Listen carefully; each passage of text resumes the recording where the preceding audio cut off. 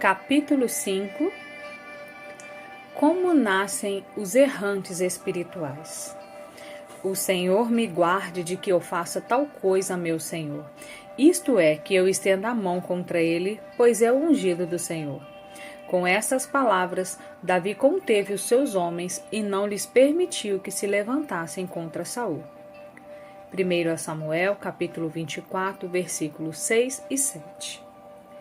No capítulo anterior, vimos como Davi foi maltratado pelo homem que ele esperava ter como um pai.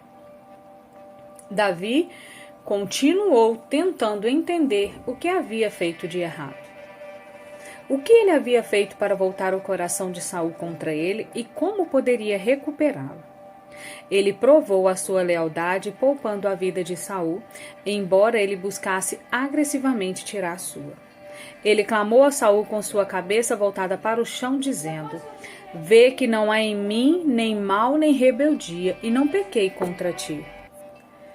Quando Davi viu que havia demonstrado sua lealdade ao líder, sua mente foi aplacada.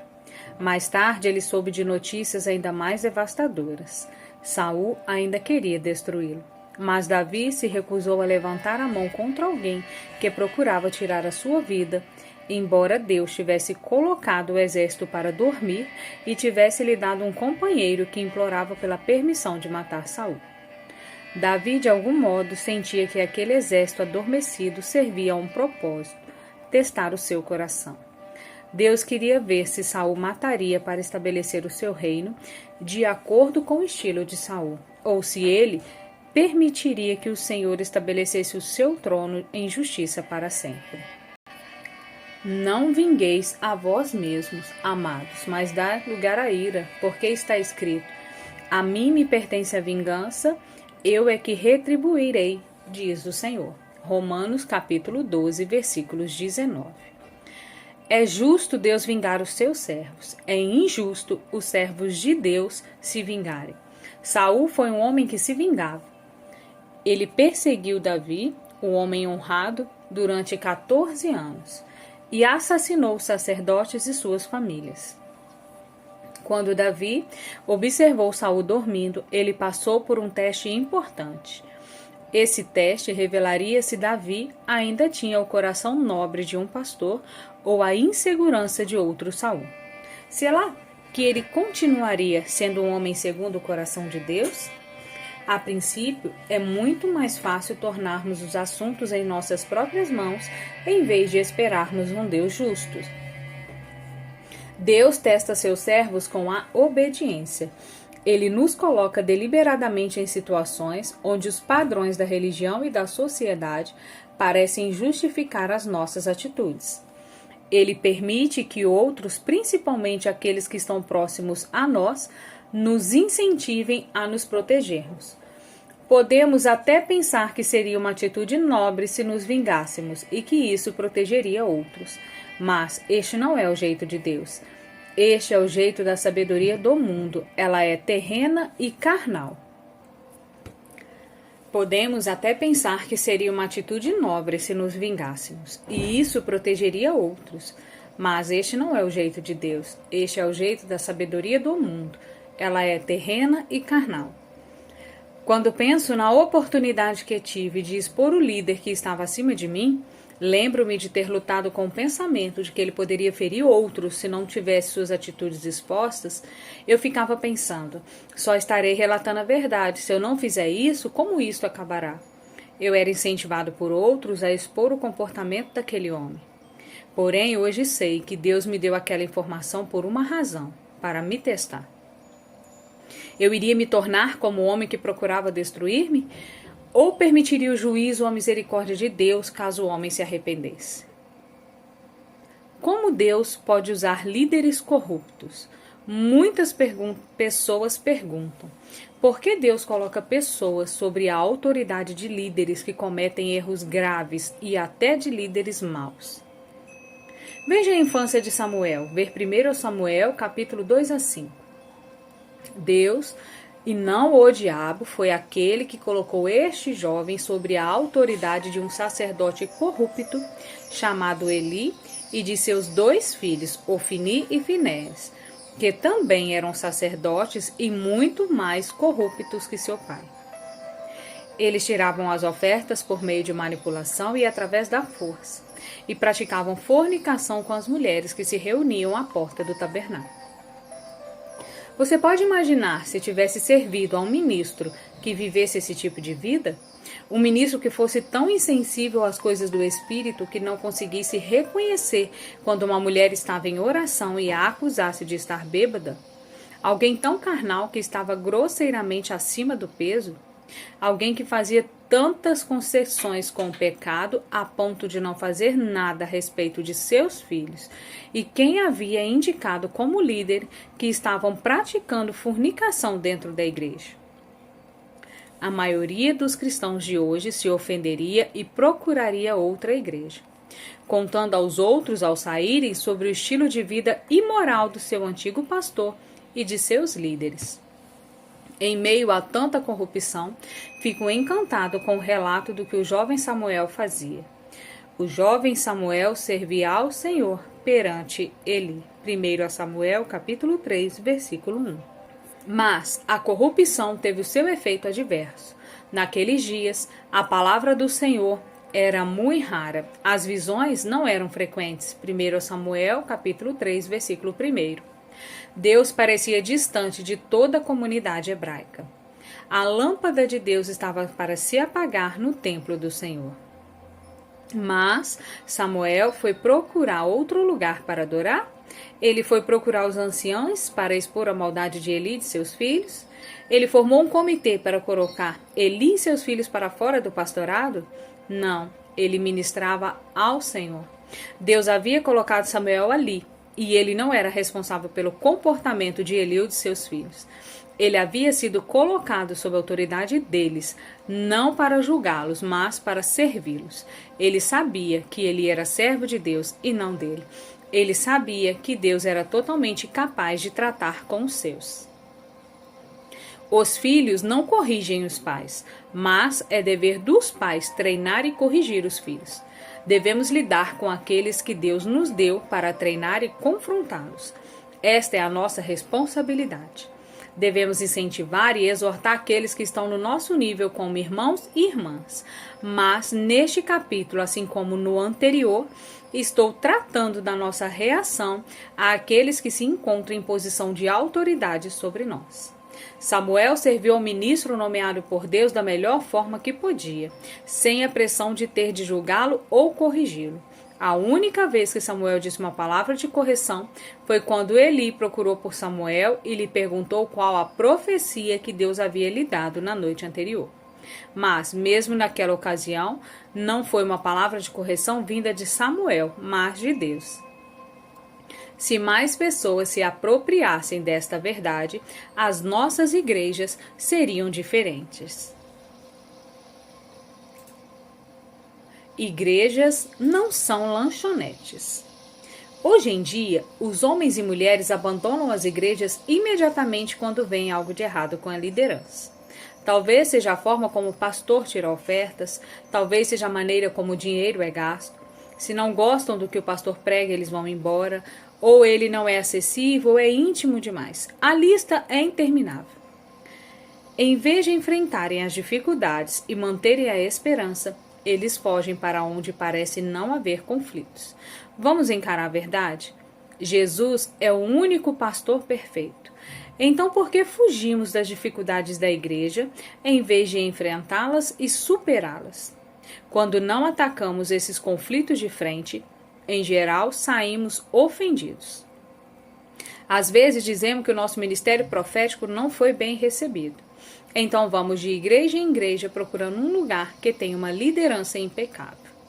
Desde os últimos 14 anos até o dia de hoje em que escrevo este livro, fui membro apenas 2 igrejas em 2 estados diferentes.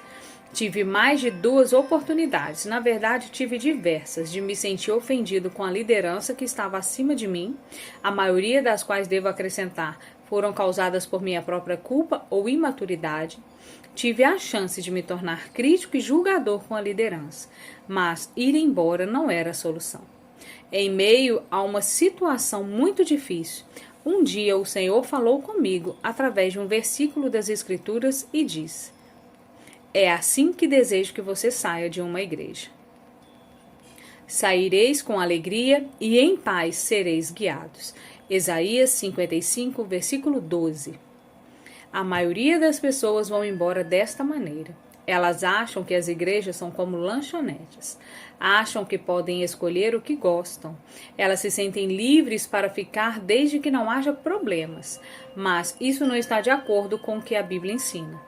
Não são vocês que escolhem que igreja devem frequentar. É Deus quem faz isto. A Bíblia não diz, mas Deus dispôs os membros, colocando cada um deles no corpo como aprouve a eles. Ao contrário, a Bíblia diz, mas Deus dispôs os membros, colocando cada um deles no corpo como lhe aprouve. 1 Coríntios capítulo 12, versículo 18. Lembre-se que se você está no lugar onde Deus quer que você esteja, o diabo tentará ofendê-lo para fazer com que você saia. Ele quer desarraigar os homens e mulheres do lugar onde Deus os plantou. Se ele puder fazer com que você saia, então ele teve êxito. Se você não se mover, mesmo em meio a grandes conflitos, estragará os planos dele. O perigoso engano.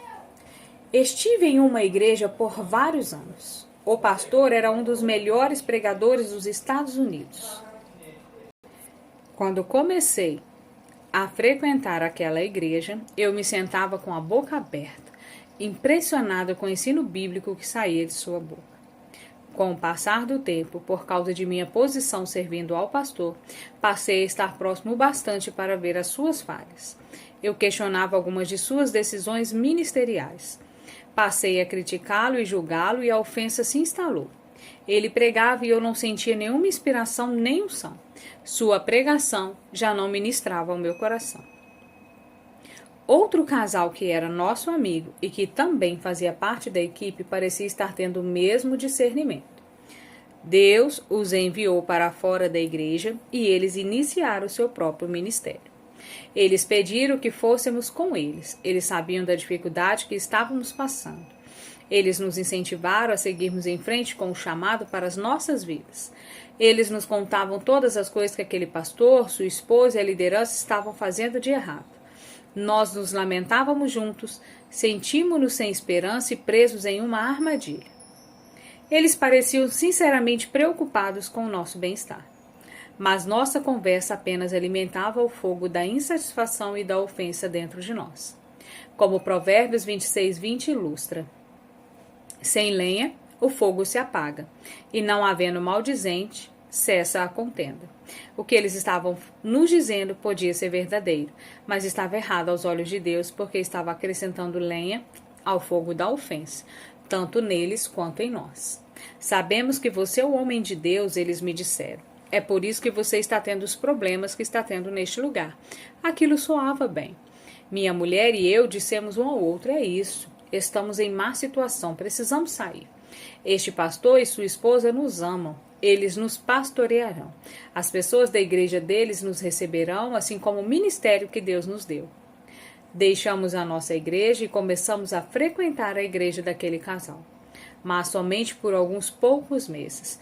Embora tivéssemos fugido do nosso problema, percebemos que ainda havia uma dificuldade.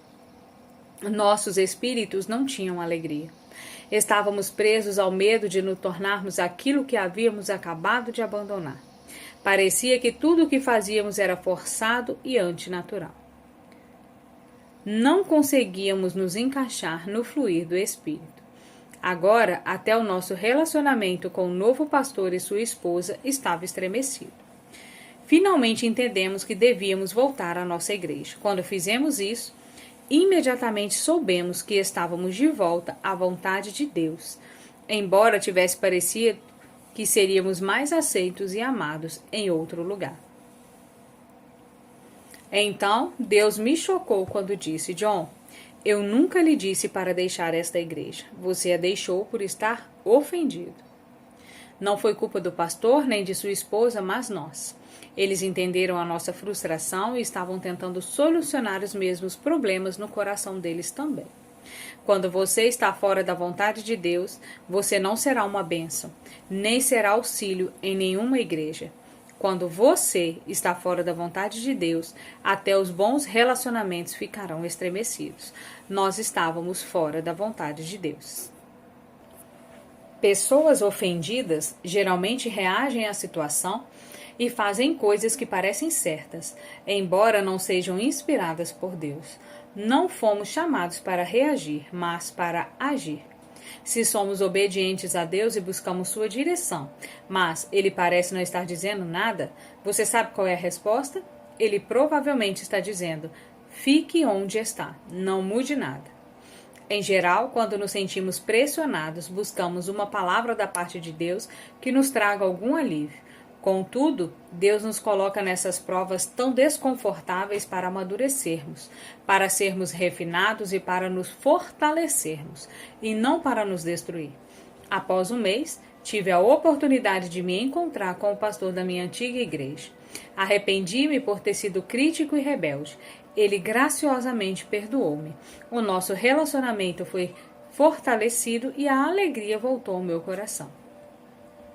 Imediatamente comecei a receber a ministração do pastor outra vez e permaneci naquela igreja por vários anos. Os que são plantados florescerão.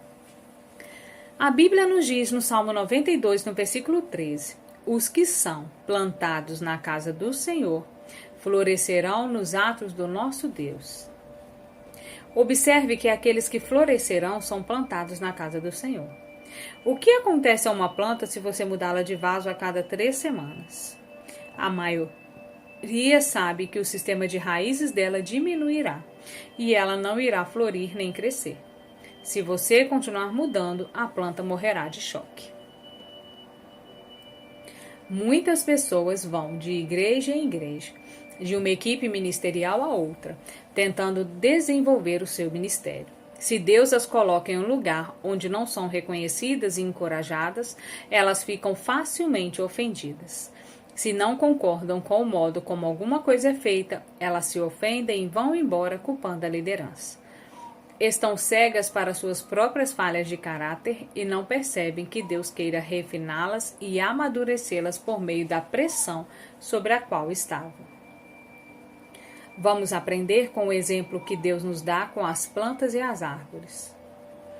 Quando uma árvore frutífera é colocada no solo, ela precisa enfrentar tempestades, sol quente e vento. Se uma árvore jovem pudesse falar, ela diria: por favor, tire-me daqui. Coloque-me em um lugar onde não haja um calor intenso e nem tempestades de vento. Se o jardineiro desse ouvidos à árvore, ele na verdade a prejudicaria. As árvores suportam o sol quente e as tempestades, aprofundando suas raízes. A adversidade que enfrentam acaba se tornando a fonte de uma maior estabilidade. A dureza dos elementos que as cercam faz com que elas procurem outra fonte de vida. Um dia elas chegarão ao ponto em que até mesmo a maior das tempestades não poderá afetar a sua capacidade de dar frutos. Há muitos anos morei na Flórida, a capital das frutas cítricas. A maioria dos habitantes da Flórida sabe que quanto mais frio for o inverno, mais doces serão as laranjas. Se não fugíssemos tão rápido da resistência espiritual, nosso sistema de raízes teria uma chance de se tornar mais forte e mais profundo. E os nossos frutos seriam mais numerosos e mais doces aos olhos de Deus e mais agradáveis ao paladar do seu povo. Seríamos árvores maduras nas quais o Senhor tem prazer, em vez de sermos árvores desarraigadas pela falta de frutos. Lucas capítulo 13, dos versos 6 ao 9. Não devemos resistir àquilo que Deus nos enviou exatamente para nos fazer amadurecer. O salmista Davi, inspirado pelo Espírito Santo, fez uma relação poderosa entre a ofensa à lei de Deus e o nosso crescimento espiritual. Ele escreveu o Salmo de número 1. Bem-aventurado o homem cujo prazer está na lei do Senhor, e na sua lei medita de dia e de noite. Salmo 1, verso 1 e 2. No Salmo 119, no versículo 165, ele nos dá mais um discernimento sobre as pessoas que amam a lei de Deus. Grande paz têm os que amam, ou têm prazer em a tua lei e nada os ofende. Versículo 3 do Salmo 1 finalmente descreve o destino desta pessoa. É como a árvore plantada junto à corrente das águas, que no devido tempo dá seu fruto e cuja folhagem não murcha, e tudo quanto ele faz será bem-sucedido. Em outras palavras, um crente que opta por ter prazer na palavra de Deus em meio à adversidade evitará ofender-se. Essa pessoa será como uma árvore cujas raízes se aprofundam para onde o Espírito fornece força e alimento. Ela os extrairá do poço de Deus cavado das profundezas do seu espírito. Isso fará com que amadureça até o ponto em que a adversidade será o catalisador para a geração de frutos. Aleluia!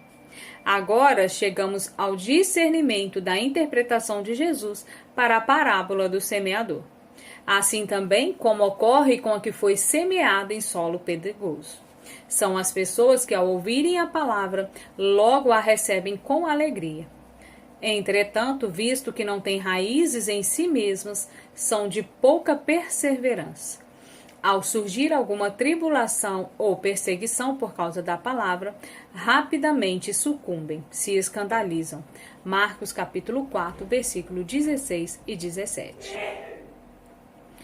Quando deixa o lugar que Deus escolheu para você, o seu sistema de raízes começa a definhar.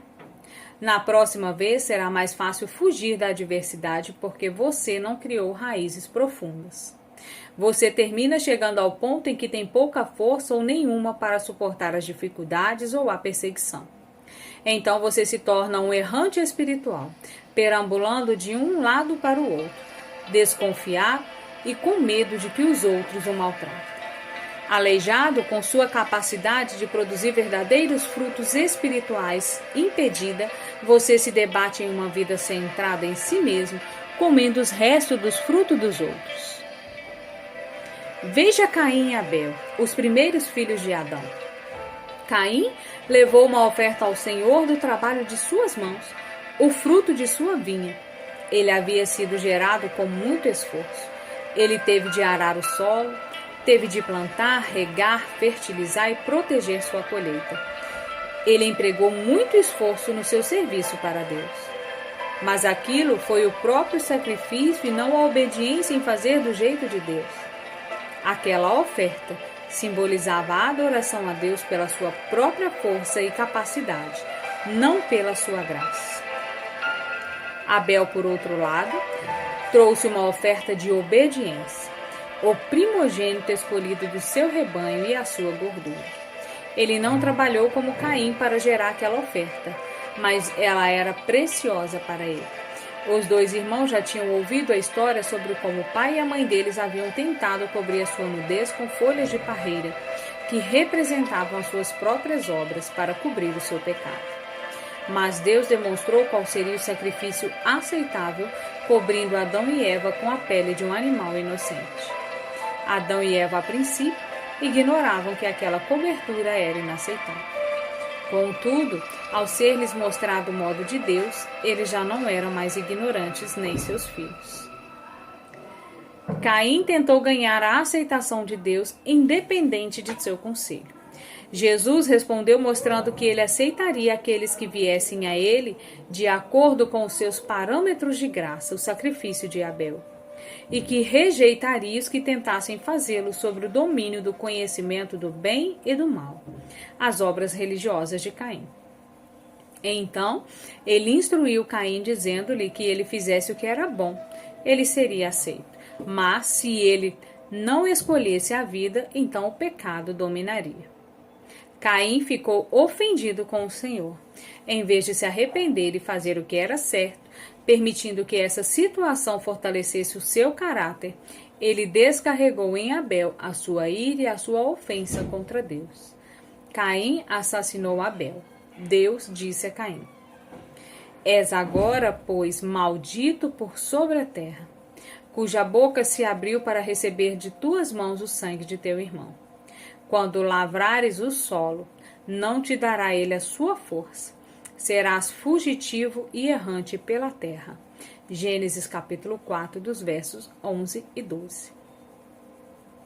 O que Caim mais temia, ser rejeitado por Deus, ele trouxe como julgamento sobre si mesmo.